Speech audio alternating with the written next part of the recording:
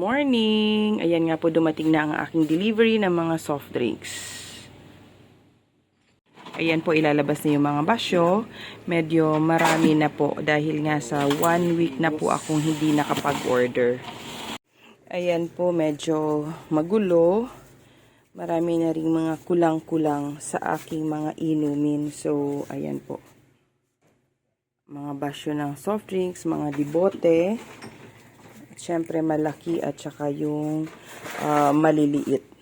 So, sa loob ng 1 week, ganyan po karami yung nauubos sa akin na soft drinks.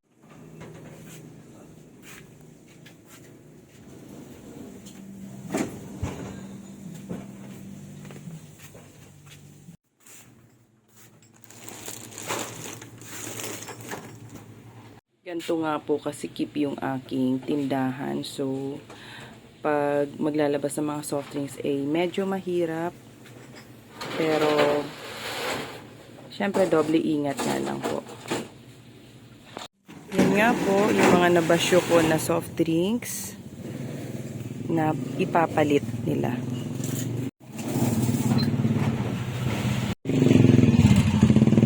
Ito na nga po yung aking delivery ng mga soft drinks. Ayan na po itong lahat na to, mga dibote. Siyempre meron po akong Kasalo, tapos ang mga Coke 1.5. Ito nga din po pala yung aking mga Coke mismo, mga Sprite mismo, at saka mga Mountain Dew, at syempre yung mga tubig, 1 liter at saka 500 ml. So yan po. Ayan po, medyo mahirap pong magpasok ng mga soft drinks dahil nga po sa sobrang sikip ng aming daanan. Talagang isa-isa lang ang papasok na pwedeng pumasok at saka lumabas na tao sa aking tindahan. Ayan po.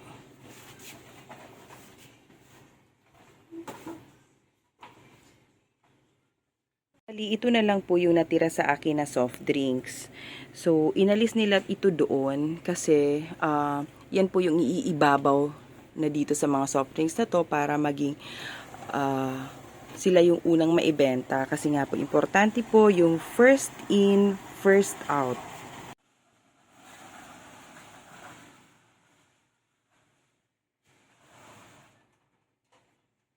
Ako na lang to te.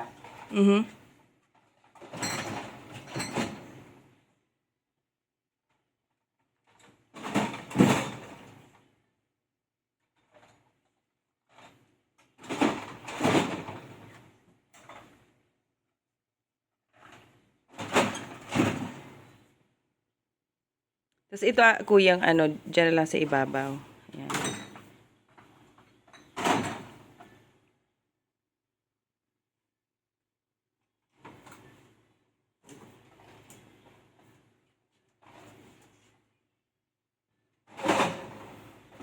Sobrang taas na.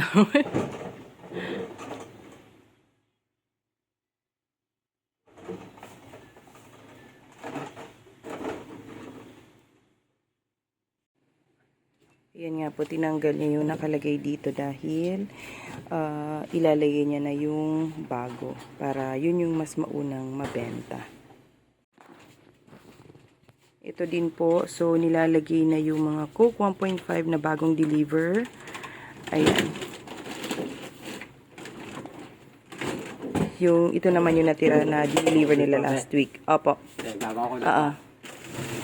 Yun yung iibabaw na. Ganun lang po, dapat talaga importante yung first in, first out. Ayan na po, ito na po yung mga na-deliver, so bagong restock, so medyo mataas na ulit yung aking kamada ng aking mga soft drinks. Ito po ay mga dibote, at saka yung mga pet bottle, at meron din pong tubig at saka energy drink. So, medyo masikip na naman yung aming daanan. Ayan din po, so kaliwaan po yan na pinaglalagyan ko ng stock. So, hindi pwedeng dalawang tao yung dumaan. Talagang one way lang po ang aming daanan papunta sa aming bahay. Kahit nga dito po sa aking tindahan, ganun din po. Pero kahit na ganun, talagang tiyaga at saka kailangang magsipag. Dahil ito nga po yung aking kabuhayan. Isa lang po yung nagdi-deliver sa akin ng mga dibote at saka mga pet bottles. Pero minsan yung pet bottles po ay ino-order ko din sa Pure Gold pag kinukulang po ako.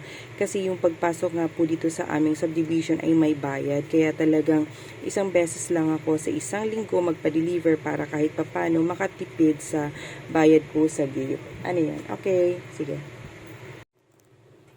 Ito nga po pala ay nagkakahalaga na 12,644. Ito po yung total na na-deliver sa akin ngayong araw. So kahapon pa lang po ay talagang pinag-ipunan ko po ito. Kasi alam ko na pag ang deliver ng soft drinks ay medyo may kalakihan talagang halaga. So hindi muna ako nagpa-deliver ng ibang mga product like ice cream, mga hindi muna ako bumili sa Pure Gold kasi nga po ito po ay pinag-ipunan ko. So ganun lang po yung diskarte na ginagawa ko para mapaikot ko din po yung aking konting puhunan. Talagang pag may delivery ako, pinaghahandaan ko, at yung iba naman ay hindi muna ako namimili or hindi muna ako nagpapa-deliver. Ayan nga po, medyo said na naman ang aking mga benta. Said na ang aking benta. So, magbebenta na lang ulit. Ngayon naman po ay maaga pa. Maaga silang nag-deliver. So, para kung makaipon ako, bukas ay ipamimili ko na naman ng mga paninda. At saka, syempre, nakaschedule ako na magpa-deliver ng ice cream. So, yun naman po yung pag-iipunan ko. Ayan nga po, yan po yung aking delivery ngayon, no? So, yung mga soft drinks talagang umaga pa lang po, ako ay pagod na dahil maaga po kung nagtinda, dapat 6:30 yung open ng aking store, pero 6 o'clock pa lang, nag-open na ako dahil nga po sa kulang pa yung aking pangbayad dun sa i-deliver sa akin. So, nag-decide ako na magbaka sakali ng magbenta, baka sakali na mapag-ipunan ko. Pero yun naman po nga awa ng Diyos na nakaipon ako at nabayaran ko po lahat yung aking delivery ng soft drinks. So, ganun lang po talaga. Minsan, kailangan nating magtiyaga, kailangan nating magsakripisyo, kahit gusto pa nating matulog, kailangan ng magtrabaho para nga po mapaikot natin, no? Kahit papano yung, syempre ako po maliit lang po yung aking puhunan. Talagang, sabi nga ni Sarah G, ikot-ikot lang. Yun po yung aking diskarte na ginagawa sa tuwi pong may mga kailangan akong bilhin. Yung iba pong paninda ay aking sinasakripisyo, lalo na po kung meron pa naman pong maibibenta kahit konti, hindi muna ako namibili. Baka bukas, so yung ibang paninda ko naman, once na nakaipon na ako ng pambili ulit, so yun naman po yung bibilin ko para po manatiling kumpleto pa rin yung aking mga paninda. Ayan nga po, kailangan ko na ulit na magpalamig ng mga soft drinks para maibenta ko po ng maayos at malamig, no, sa aking mga suking, mga construction worker. At syempre, hindi lang naman po yun, yung mga nagde-drop by din po ng mga rider at saka yung mga taga dito lang din po sa loob ng aming subdivision. So, yun lang po sa ngayon po.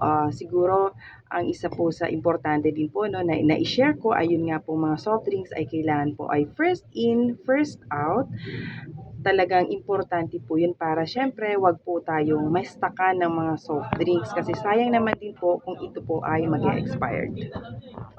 Maraming salamat po sa panonood. Sana po nagustuhan nyo ang aking video na na-share. Paki-like naman po at paki-subscribe po sa aking YouTube channel, ang Solo Nanay Tindera. Thank you and God bless everyone.